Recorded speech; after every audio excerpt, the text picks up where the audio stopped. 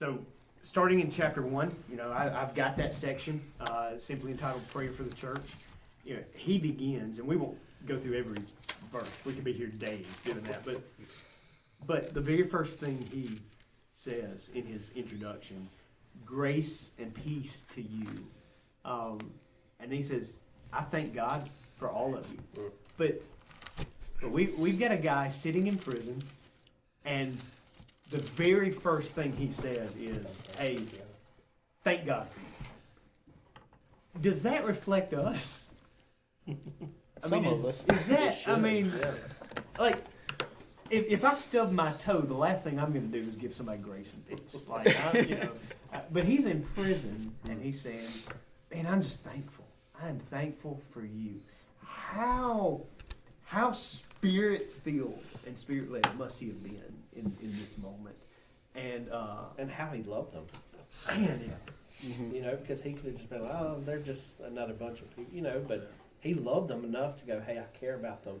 Yeah. And I am thankful for them. I love them so much. Yeah. And they mean so much to me. So,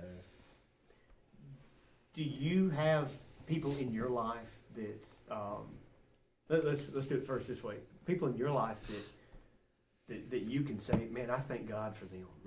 I need them in my life because they make me better. Yeah. We always think of Paul the super Christian, but Paul's a man like we are, and struggled, and he needed individuals in his life to challenge him, to take care of him. Part of the reason Philippians is written is because Epaphroditus. We'll see that in a little bit in Stricklers. Epaphroditus was sent to him to encourage him. Yeah. Has there been a time in your life where you said, man, I needed somebody right then? Yeah.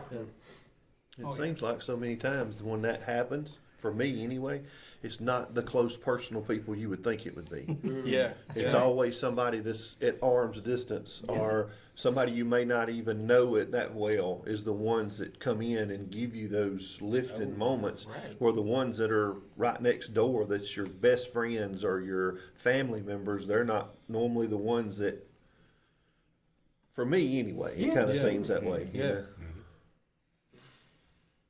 And I told Matt and Chuck, we were just sitting around talking as I've been getting ready to do mine, and I've got that passage with Epaphroditus in it. But I was thinking about, and I'm not comparing RA camp to prison, but I was thinking about my first trip to RA camp. I was like 9, and I was going to my uncle's church. So I didn't really know anybody, and I got there, and the first night, I'm writing a note to my mom, please, please, please, please, please come get me. And I was expecting that letter to go out right then and my mama to be there the next morning. I was miserable. I didn't know anybody, and I was a shy little kid. I know that's hard to believe. And I was miserable. I didn't know how the mail worked, but my mom did. And so Tuesday morning we get up, or I guess it would have been Monday morning, I guess. We get up, we do lunch, and then there's a mail call, or we do breakfast. There's a mail call right before lunch. And my mom, 4 days ahead of time, had mailed me a letter because she knew her son. She knew I was a whiny brat. And that letter, basically, hey, I know you're going to be scared. I know you're going to be tough. Hang in there, make friends, get through it. So by the time my letter got to her, my tail wasn't far from getting home either.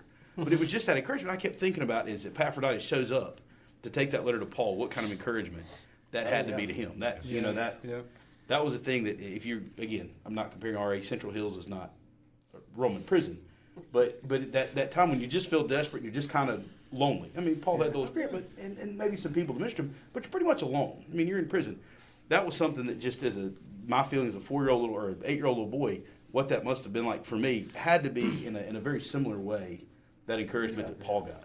Central Hills is not a prison, but the walk that you have to do, you got to walk everywhere you go, and it can be tough. So. Yeah. When I went, we stayed in tents. They didn't even have. Oh no, we had tents too. That was half the problem. So there was no air conditioning, and they bred mosquitoes for sport.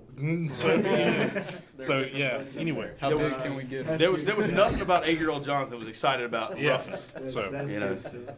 So he moves from the introduction, and then he starts describing to them, hey, I'm in pain, I'm in prison, but the gospel's going out. Yeah. Mm-hmm.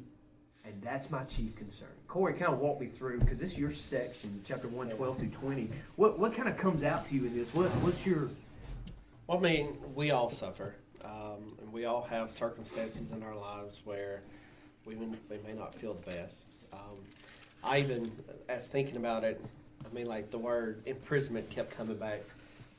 Physically, we may not be imprisoned, but with our thoughts, with sin, with just attitude, with just different things, we are in prison most days. We feel down, we feel discouraged, and that just kept coming back to me as we all suffer.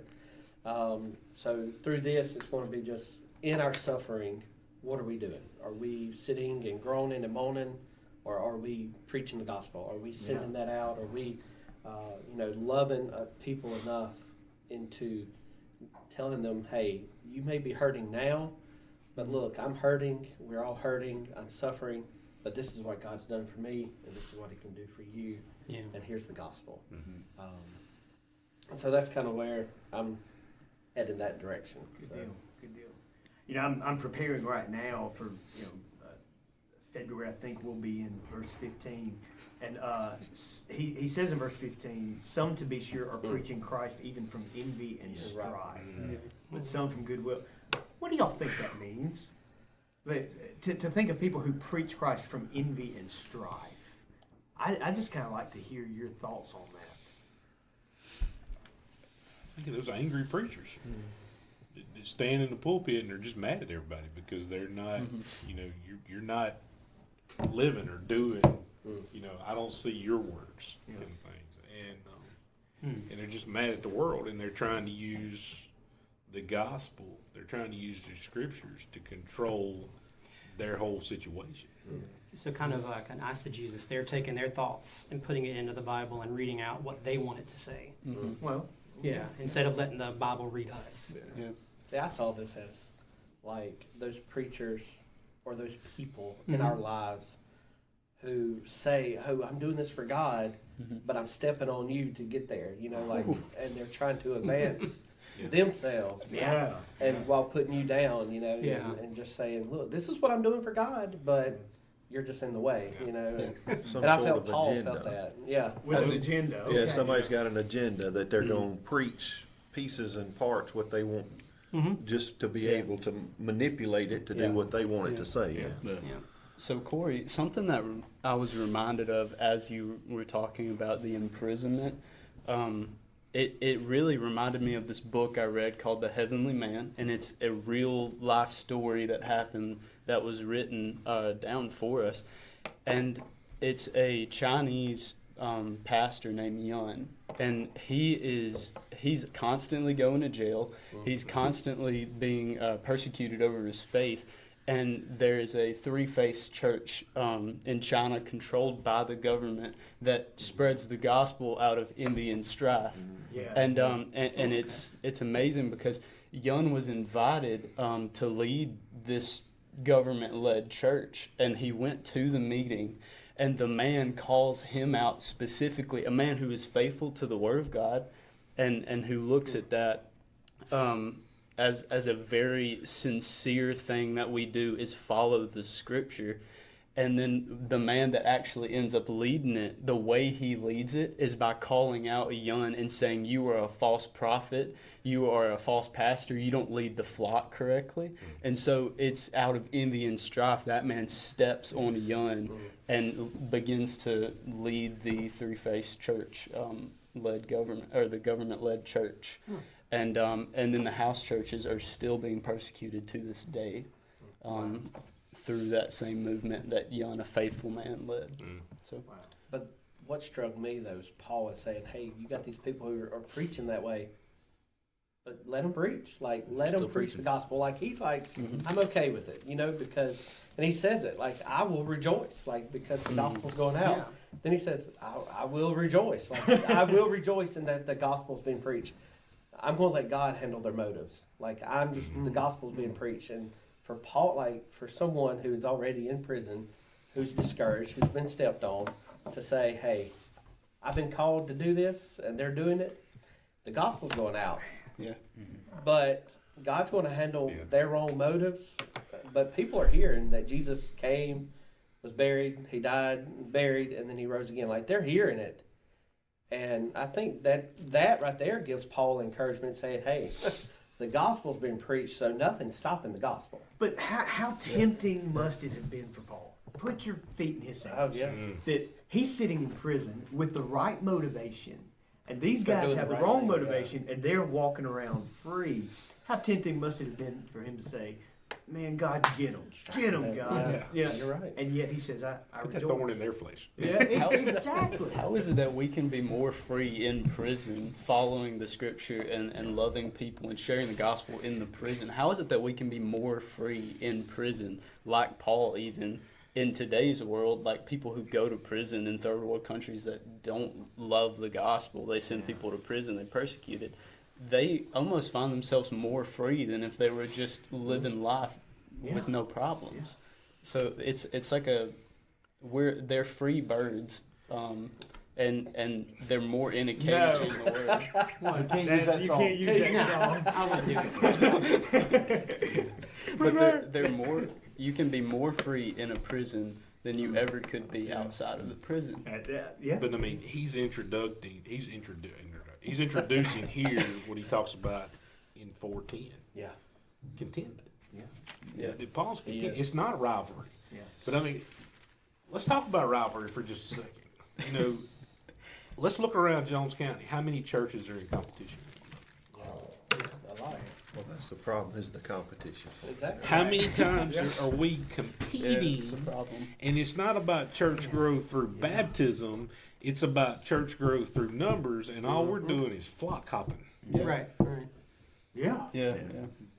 And we, in my, one of my tangents that I can't do in my 4 minutes, 5 minutes, is the thing of the idea of community within your church, but then and the idea of community among churches. Like, for example, when we went to Maine, like that, I can remember Matt said something Sunday about, you know, where are you going to go, or whatever where are you going to take the gospel this year? And Allie was sitting beside us and said, we're going back to Maine. Like, we're going back to Maine, whether Brian goes or not, Allie's going back, we're going to Maine. You know, and it's the idea of that church, you know, First Baptist Bath there's no connection for us and them if outside of the gospel and being Michigan. And the idea of churches working together instead of competing, you know, community versus competition. Why is it easier for us to go to Maine and cooperate and benefit with churches there than it is to go to Summerville? Yeah. Mm-hmm. Yeah. You're right. You know, And I'll say one of the reasons it's harder to cooperate here is because if we go to Bath, Maine, none of their people are going to come to us. Yeah, true. Yeah. 1,500 miles away. Corey's chasing them down with the Bible up there. That's it. Yeah. But if we go down the road, we might lose people to them. Hey, it is that kind of Yeah. competitive spirit. Yeah. I mean, Jamie, because you that happens every Sunday that we send somebody to West Laurel. Right? just about. I mean, yeah. I mean, I'm trying to. We're going to send people the 21st. Yeah. I mean, Yeah. he's going to preach. We're going to send our youth out there. But to how lead many work. times do those West Laurel people come back to Sharon? No, I mean, No, it's- They're there. we want to build what God's doing there. And yeah. that is, Yeah. I will build that out in the service for them, is that, hey, we don't want you to be isolated. You may have had pastors in the past. You may have had members of your congregation that wanted to be isolated and to be on an island, you know, but we don't want you to feel that way. B, we want you to know that not only if you're on an island, hey, we're coming over there too. If we got to build a raft or swim, we're coming to your island and we're going to bring you back to a community. There's people to help you. Yeah. We need your help. You need ours. I mean, Jamie, you've been in ministry. I mean, you've served. You've seen it firsthand what a competitive spirit does. Yeah, when we were at Houston Road, we used to do Judgment House. And you could not get another church to come in and help you. Wow. At one time, years and years ago, before I was involved, you would have 3-4 churches come in. You know, and they would, each church would take their turn doing scenes and things like that. When we were there, you would call churches and they're like, we're not interested in that. Yeah. We're not coming to help you with that. We don't want to fool with that. You know, and you're thinking, why? We got a ministry here that's unbelievable. Yeah. The amount of people that you're witnessing to, and people getting saved. I mean, I've seen 200 people saved in one night. You know, and how can you see, even if every one of them wasn't, you don't know everybody's hearts, but that presenting that gospel to them, and people don't want to fool with it. Yeah. And it just always blew my mind about it, that nobody wants to help each other. Like you said, it's us against them, and it's really crazy. You don't know if it's money or if it's, like you said, just pure numbers in general. That why do we not? We should all be working together every time we do something. Yeah. I agree. We get quality and quantity backwards. We're Right. going for Right. quantity and we miss quality. But we need disciples, not converts. We get so single focused. It's either all about evangelism, and then we lose sight of discipleship, or we get so focused on discipleship we forget to take it out and evangelize. We get blinded. We get a single mind focus. And you got a church doing a ministry that is saving people. All right, but who is taking those people and be like, I need to mentor you. I need you to come under my wing. You need accountability. Let me be that person. Yeah. Well, and so think about it. Okay? This idea, because I didn't even know we'd go to the rivalry competition in that section. But it's there. But Paul was not a member of the Philippian church. Okay, now he planted it. He helped start it, but he wasn't a member. His name wasn't on the roll. He's not sending his tithes over there. And yet they sent him this care basket. They sent him Epaphroditus. They cared enough about him, though he was not actively on the roll.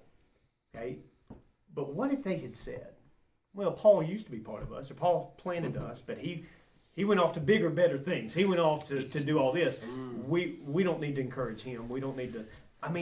We might not have the book of Philippians. We might not. Or it might be different. Yeah. He might have wrote something different. I did about more like some of those letters to the churches in Revelation. I got a letter for you. And I think it goes back to Paul's mindset, not of competition, but what we're going to see in the next passage.